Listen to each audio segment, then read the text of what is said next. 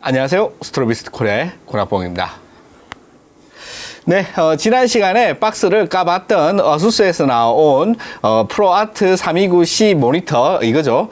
이거를 오늘 한번 리뷰해볼까 합니다. 오늘 리뷰할 내용은 일단 불량화소를 체크를 해가지고 이거를 반품할지 말지 결정을 하고 그 다음에 색역과 밝기 160 칸델라를 정확하게 찍을 수 있는지, 그리고 이 모니터 전체적으로 밝기가 균등한지, 그리고 이 스펙에서 나와 있는 이런 내용들이 사실인지 거기까지 살펴보고, 마지막으로 일반 게임용 그래픽카드죠. AMD에서 나온 RX 5700XT 혹은 NVIDIA에서 나온 GTX 1080 같은 그래픽카드에서 하드웨어 10비트 출력이 되는지 거기까지 확인을 해보면서 마치도록 하겠습니다.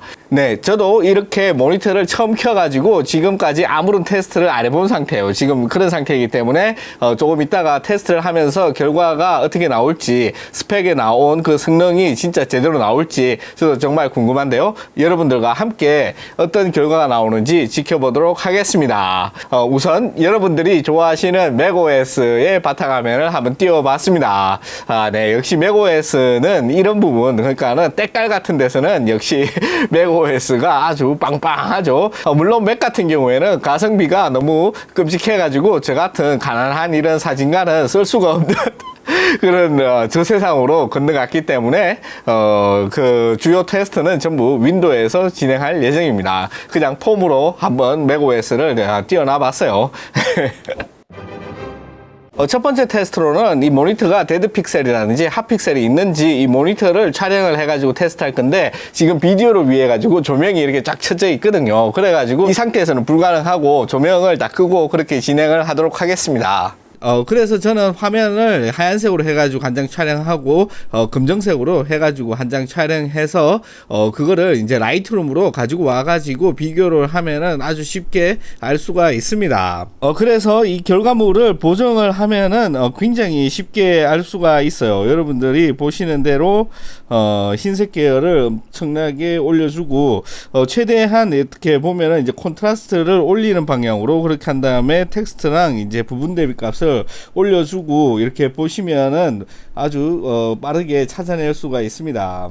그래서 제가 찾은 부분은 왼쪽 상단에 보면은 여기 여러분들이 보이시는 대로 여기 불량화소가 있죠. 이게 픽셀이 죽어 가지고 아주 그 까만색으로 보인다든지, 지금처럼 완전히 죽은 건 아니고 좀 어둡게 보이는 이런 상황이 벌어진 거죠. 그래서 요걸 조금 더 자세하게 촬영해서 보면은 여러분들이 보시는 대로 요 지점에 있는 두 픽셀 정도가 조금 어둡게 보이죠. 이 어둡게 보이는 이 두 픽셀 때문에 화면에 이제 무리가 있는 거죠. 특히 밝은 부분을 볼 때는 눈에 조금 띌 수가 있는 이런 부분이 있어요.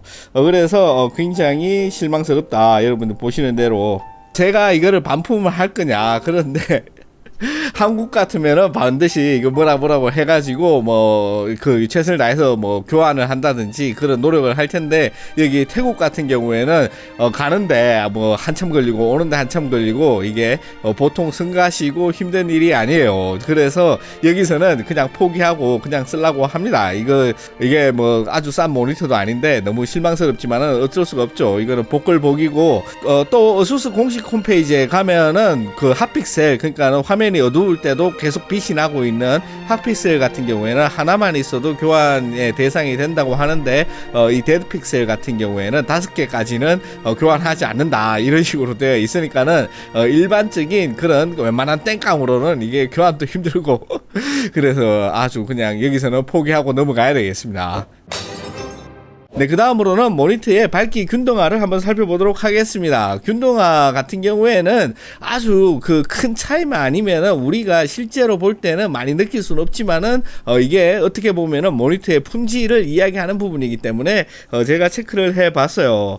그래서 일반적인 소프트웨어 보정 방식으로 그렇게 했을 때는 여러분들이 지금 보시는 대로 최대 가운데 있는 부분에서 157 칸델라 정도 나오고, 최저 같은 경우에는 오른쪽 하단 부분에 이제 114 칸델라 정도 나오는데 이 정도 차이가 있습니다. 여기에서 다시 이제 하드웨어 캘리브레이션을 했는데, 왜냐하면은 이 모니터 같은 경우에는 로컬 디밍이 적용이 돼 있어 가지고 어떻게 보면은 이렇게 흰색 백색을 출력하는 데 있어서 그 로컬 디밍을 이제 100% 이제 활용할 수 있게 균등화라는 작업이 따로 있어요. 여러분들이 보시는 대로 이렇게 일정 부분을 따로따로 체크를 해 가지고 3개로 모니터를 나누든지 아니면 5개로 나눠 가지고 각자의 밝기 부분을 측정을 해서 최대한 이제 밝기를 맞출 수 있게 이런 작업이 있어요. 근데 이 작업을 할 때 이제 제가 대충 거기 귀찮아 가지고 좀 대충 한 결과값이라서 이거를 이제 이 다음날 다시 작업을 했어요. 그때는 훨씬 나아졌는데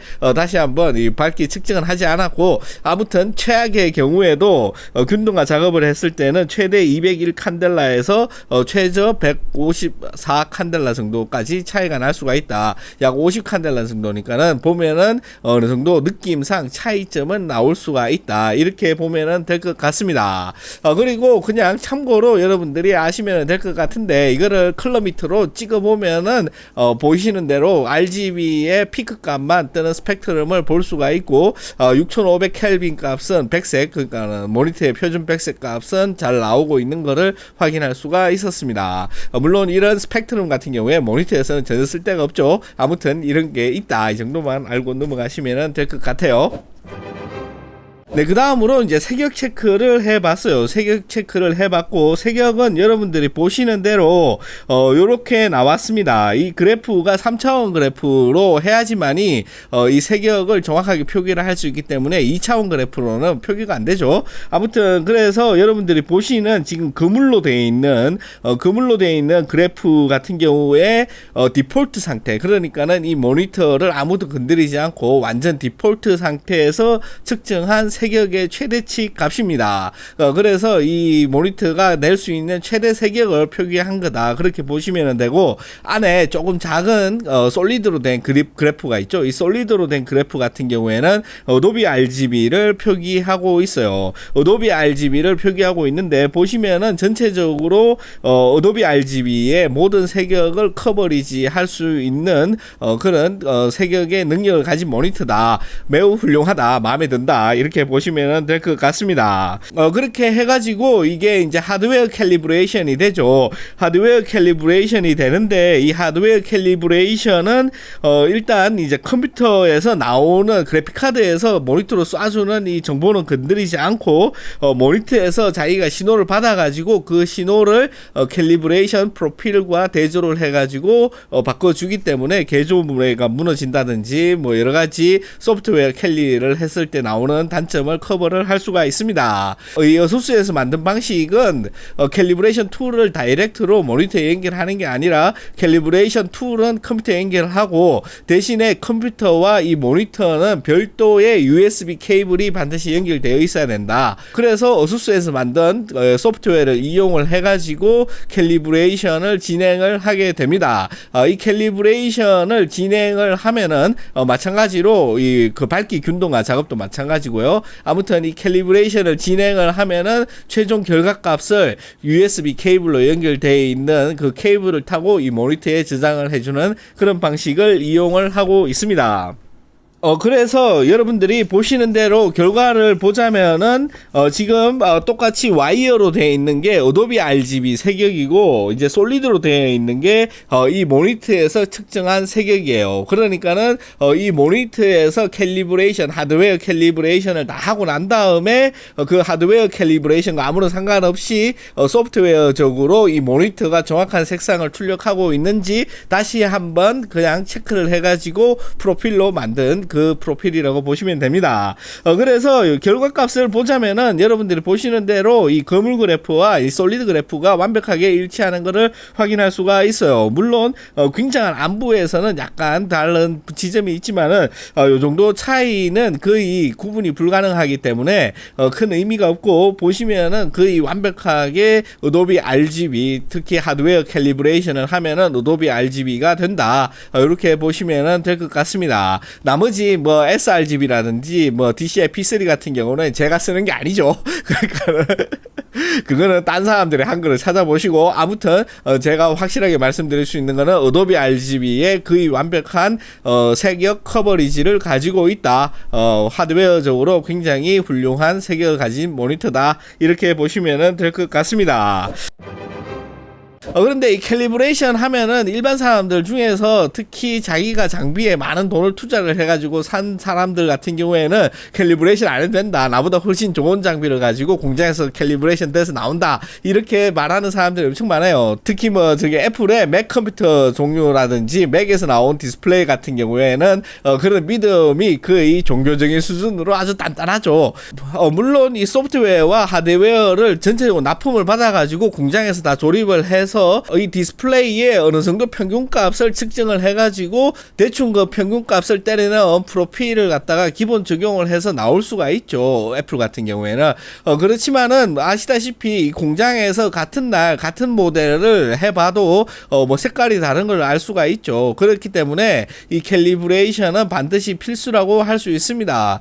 이 모니터 같은 경우에도 여러분들이 만약에 이 모니터를 구입하신다면은 캘리브레이션은 필수예요. 왜냐하면은 캘리브레이션 하지 않은 상태, 여러분들이 보시는 이 상태와 캘리브레이션을 한 것과는 굉장히 큰 차이점이 있죠. 거기에 더불어 가지고 이 모니터가 주는 최대 밝기, 보통 우리가 모니터를 사면은 최대 밝기에서 100%에서 50% 정도를 놓고 이렇게 사용을 하는데, 그렇게 보면은 우리가 봤을 때는 굉장히 사진이 아주 선명하고 좋아 보이죠. 왜냐하면 이 콘트라스트가 밝은 게 엄청 세기 때문에 콘트라스트가 당연히 커질 수밖에 없고, 이 콘트라스트가 큰 거는 우리가 봤을 때 훨씬 더 좋다, 이렇게 보이는 거예요. 그래서 막 사람들을 부르다가 1000니트짜리 모니터에다가 최대 밝기로 쫙 보여주면 우와 모니터 죽인다 막 이렇게 하지만은 그게 의미가 있냐 이거예요. 그 의미가 있을 경우에 내가 보고 그냥 내가 좋다 이러면은 그냥 그렇게 써도 되지만은, 만약에 여러분들이 전문적으로 사진을 한다 그러면은 그 사진을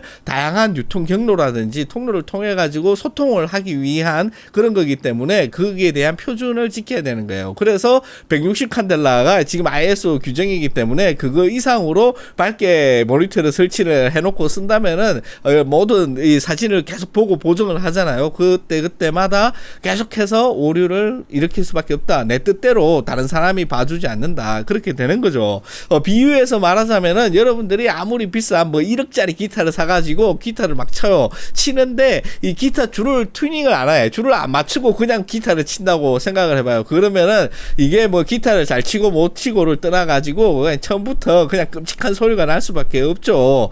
그래서 기타를 사가지고 연주하기 전에는 정확하게 내가 이 줄을 어떻게 튜닝하는지, 어떻게 왜 튜닝을 해야 되는지 최소한의 지식을 알아가지고 어느 정도 줄을 맞춘 다음에 기타를 연습을 한다든지 배워야지 되는 것과 똑같이 이 모니터도 그냥 비싸고 좋은 거 샀다고 해가지고 그냥 되지는 않습니다. 그게 제가 지금 이 어수스에서 나온 모니터의 캘리브레이션 툴과 거기에서 사용하는 것과 어떤 하드웨어적인 특징이라든지 그런 것들을 시행착오를 거쳐가면서 제가 봤을 때 최선을 다해가지고 이 어도비 RGB 160 칸델라의 160 니트죠. 160 칸델라의 밝기로 맞춘 결과물이 지금 이건데, 이거를 하는데 거의 딱 하루가 걸렸습니다. 하루 종일 이것만 매달려가지고 이것만 막 찾아보고 이렇게 해가지고 하는데 하루 정도 걸렸다고 보면 돼요. 그러니까 기타 줄을 맞추는데 새 기타를 사가지고 이 기타의 특성에 맞춰가지고 줄을 맞추는데 하루 정도 걸렸다, 이렇게 보면은 됩니다. 난 그런 거 다 필요 없다, 그냥 좋은 모니터 좋은 거 아니냐. 좋은 모니터가 좋은 거 맞습니다. 비싼 모니터가 당연히 좋겠죠. 좋지만은 그게 나 혼자 보고 나 혼자 이렇게 만족하는 내가 최종 소비자다. 최종 소비자일 때는 그 누가 뭐라 그러지도 않아요. 내가 뭐 집에 보는 TV를 갖다가 밝게 보든 어둡게 보든 뭐 누가 삼성이나 뭐 LG 와가지고 너 이 자식이 TV 표준으로 안 맞췄어 이렇게 말 안 하잖아요. 그거가 똑같지만은 중요한 점은 뭐냐 이러면은 저같이 사진이라든지 이런 창작 창작물을 생산하는 내가 생산자의 입장일 때는 내 사진이 어떤 경로로 유통이 되든 어떻게 이게 나가든 다른 사람한테 이걸 출력을 맡기든 어떻게 하든지 간에 어느 정도 최소한의 오차를 줄이기 위해서는 지금과 제가 아까 말씀드린 대로 이런 산업적인 표준을 지킨 모니터가 있어야 된다. 그래서 이 모니터는 이거보다 훨씬 더 밝고 쌩쌩하고 선명하게 그렇게 보이는 듯이 할 수는 있지만은 160 칸델라 이상 저한테는 아무런 의미가 없다.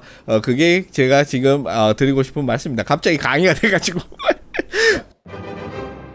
다음으로 개조 같은 경우에는 색깔별로 8비트를 출력할 때 색깔별로 256단계까지 나눌 수가 있지만은 10비트라면은 어마어마하게 그거보다 훨씬 더 많은 몇천 단계로 나누죠. 이게 거기에 대한 제곱이잖아요. 2에 대한 제곱으로 올라가니까는 2의 10승이면은 2의 8승보다는 어마어마한 숫자적인 차이가 있죠. 계산이 안 되기 때문에 여기 문자로 나갈 겁니다. 아무튼 그렇기 때문에 그 개조가 내가 가지고 있는 이 게이밍 그래픽 카드 AMD나 엔비디아에서 나온 그 게임용이 있죠. AMD에서는 요즘 나온 5700XT로 지금을 이걸 했는데 확인해 본 결과 10비트를 출력을 한다. 그리고 엔비디아 1080도 최신 드라이버를 깔았을 때 10비트를 출력하는 것을 확인했으니까는 옛날처럼 쿼드로를 꼭 사야 되는 건 아니다.